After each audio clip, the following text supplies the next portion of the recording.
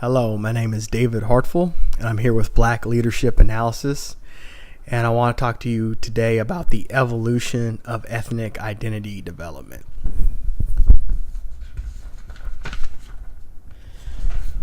So ethnic identity development was started by Dr. William Cross, and it was a way to get Black people to move away from self-hatred to self-love, and then finally commitment to our people. So Dr. Cross did a lot of work with race and self-esteem. So he began by studying all the work on psychology and race that was done before he started in the 1970s. He then made his first model of ethnic identity development in 1971 and published it in Black World magazine. He then wrote a book that revised it in 1991. And then finally, he validated the model in 2001. So psychology has always been interested in the psychology of Black people. So the first psychological journal in 1913 had 3 of 15 articles written about the American Negro. And the idea was that if psychologists could understand the psychology of the American Negro, they could understand white psychology at an earlier stage in evolution. So from the very beginning, most psychologists believed that Black people secretly wanted to be white. And they called this complex the color complex. And they said this was the driving force for most Black people in their decision making. So to prove the color complex, Eugene and Ruth Horowitz developed the Show Me test. So in this test, it took 3 to 6 year olds. And in their study, they did 100 3 to 6 year olds, but only 5 of them were Black. And they showed photographs of white and Black people.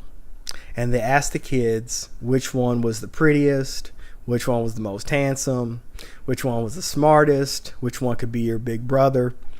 And they tallied up how often a person would pick a white image as favorable over a Black image. As I said, there was only 5 Black children in the study, and they did pick preferably the white images. So from there, they concluded that Black people over all ages have a color complex, and that was their proof.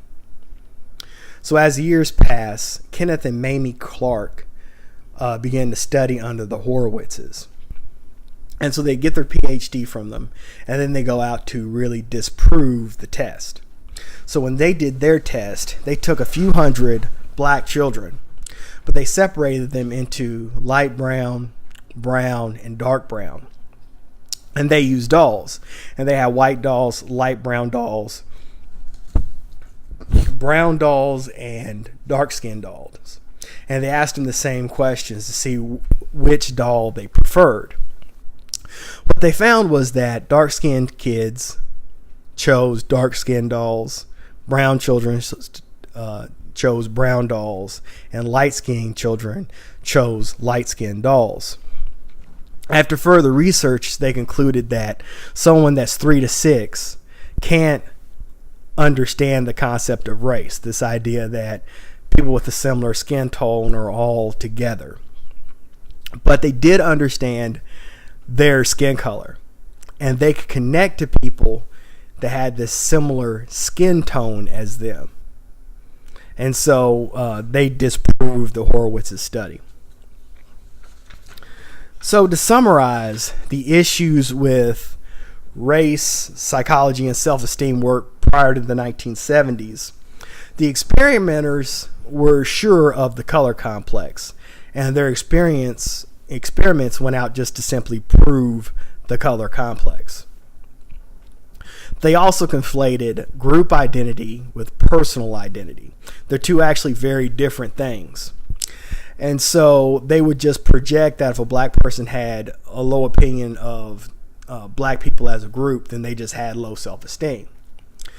Actually, Dr. Cross found dozens of studies that said Black people had equal or higher self-esteem than white people, but all of them were tossed out. And so he went back to ask the researchers why they discredited their own study. And they basically all said that they just didn't believe black people could have equal self-esteem to white people.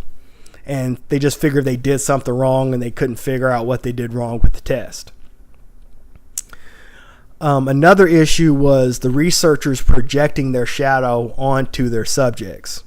So the three biggest psychiatrists that studied race and self-esteem were Horowitz, Adler, and Erickson. Now, all three of those people are Jews that converted to Christianity. So it is possible that they had their own issues with being different that they just were projecting onto their black subjects. And the last issue was the Brown versus Board of Education case. So the NAACP took the Horowitz test to prove that racial segregation was hurting black people's psyche. Now, at the time they did Brown v. Board, they had Eugene and Mamrie Clark debunking the Horowitz test. But they chose the Horowitz test because they were trying to make a case that segregation hurts black people. So since that was the case that went out to the public more through the Brown v. Board case, people just started to believe the idea of a color complex.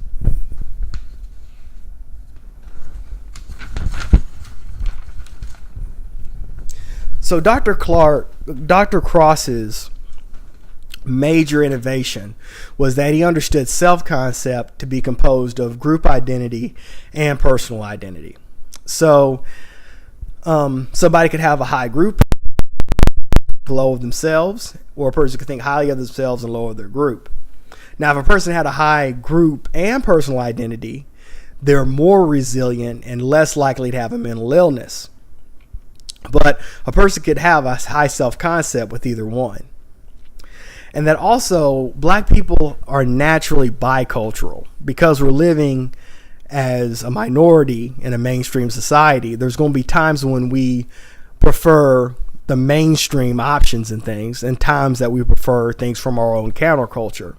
And that's a completely natural thing for black people to do, and it doesn't show any pathologies in us.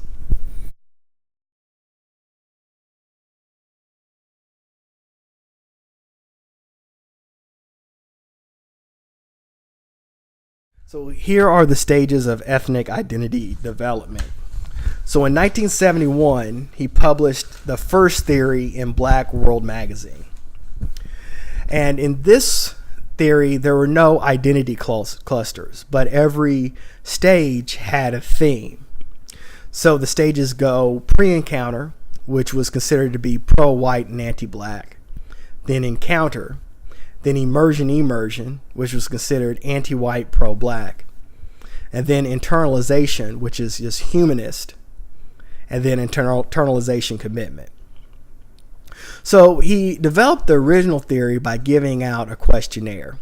And the questionnaire had different descriptors, and the researchers had grouped them into pre-encounter, immersion, and internalization.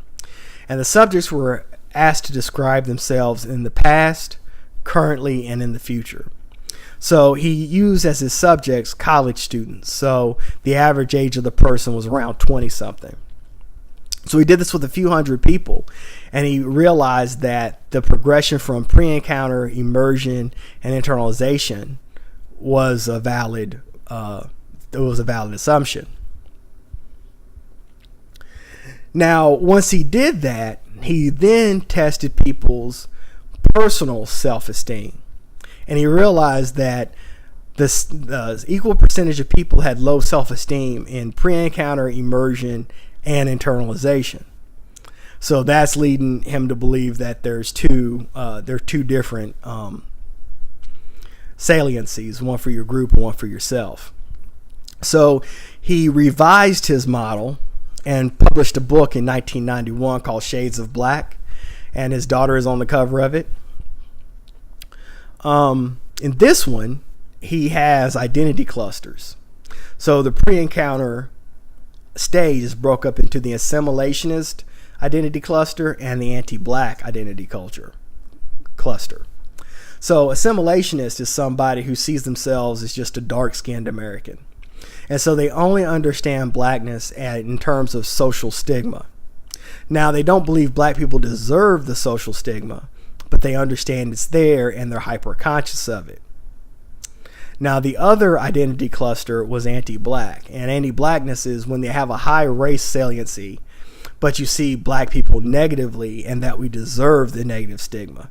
And people like that work hard to get away from other black people and subvert black people for their own good. Now, there's encounter as the next stage, and then we have immersion, which had two identity clusters.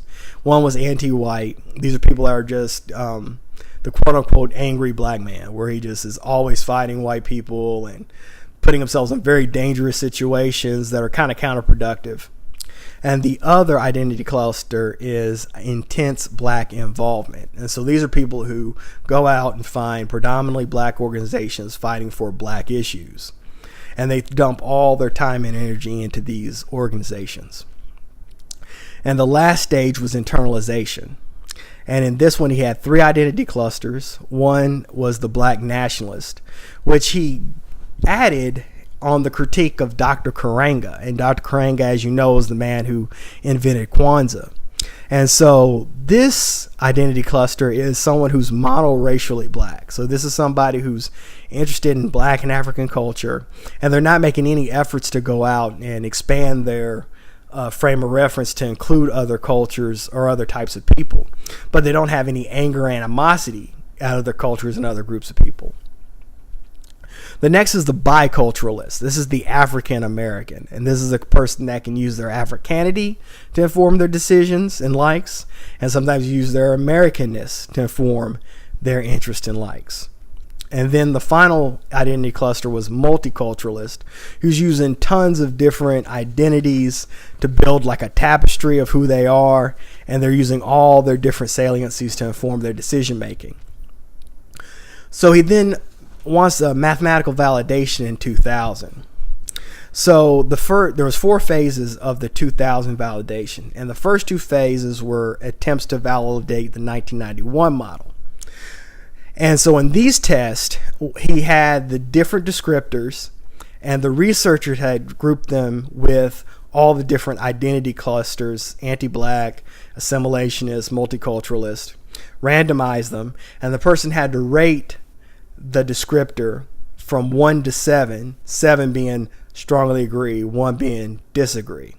And then they did a correlation to see if a person chooses one descriptor as strongly agree, will they choose other descriptors within that identity cluster as strongly agree.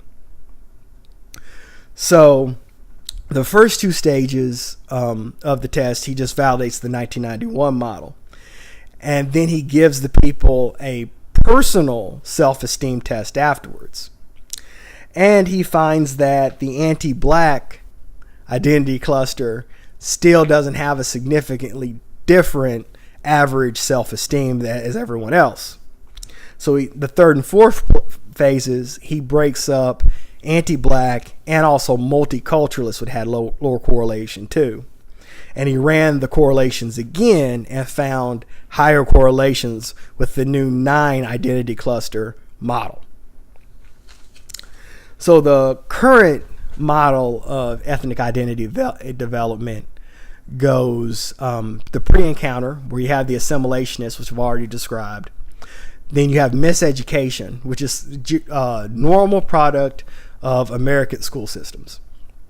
Because they don't have a multicultural or a bicultural leaning, you have people that think that American culture is the only valid culture, or European culture is more valid than other cultures. And they've never gone back to question or challenge that. And then you had the third identity cluster in pre-encounter, which was self-hatred. So these are the people who have high race saliency, but they see black people negatively, and they work hard to get away from us and subvert our advancement and things like that. Then you had the encounter stage. Then you had immersion, which had the same 2 identity clusters, anti-white and intense black involvement. And the last one, or the next to last one, was internalization. and that you had the black nationalists, the biculturalists, but the multiculturalists was split into multiculturalist inclusive, which included white men and gay people as long as they were fighting for social justice. And then the last identity cluster was multiculturalist racial, which didn't include gays or white men, but it did include other people fighting for social justice and equality.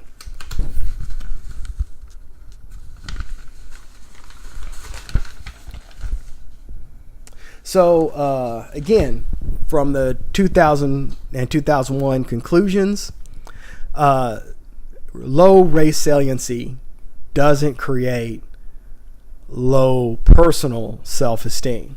They're two different things that are not linked. Now, a person who has both a high group identity and a high personal self-esteem is more capable and less likely to have a mental illness, but the two are not related. Intense black involvements and anti-whiteness are actually interdependent. So in that emergent stage, anger at white people is fueling someone to be involved in black issues and black culture. And the involvement fuels the anti-whiteness in that stage. But again, people move out of that cycle to the next phase, so that's not the end of the world. The multiculturalism, as I said, had two different phases in it. And the anti-blackness of the 91 model was split into miseducation and self-hatred. So the main takeaways from this, again, these theories came out of the African Studies and Black Studies department. So it was good that money was set aside by these universities for black people to study black people. Ethnicity is a real thing because this is a theory that has been tested by other psychologists in African Studies department, other sociologists, and is something that is very much valid. Blackness can manifest in tons of different ways, some social and some antisocial, but it's a very complicated, interesting idea and theories. And also, black people and the black experience helps you understand and study black people. So that's why inversity is important, because people that have different experiences come at the information in different ways. Now, again, to reiterate, this isn't about race, which is the idea that your ancient ancestry determines your personality and your ability. This is ethnicity, which is the idea that a shared lineage in history causes you to have a similar experience to other people. So ethnicity is something different than race. So that's all I have for today. There was a video before this that you should watch that just goes through ethnic identity development. So if there's stuff you didn't understand in this video, watch the one before this. And if you found this helpful, you can donate through PayPal at sdandrace@gmail.com and follow my blog on WordPress Black Leadership Analysis.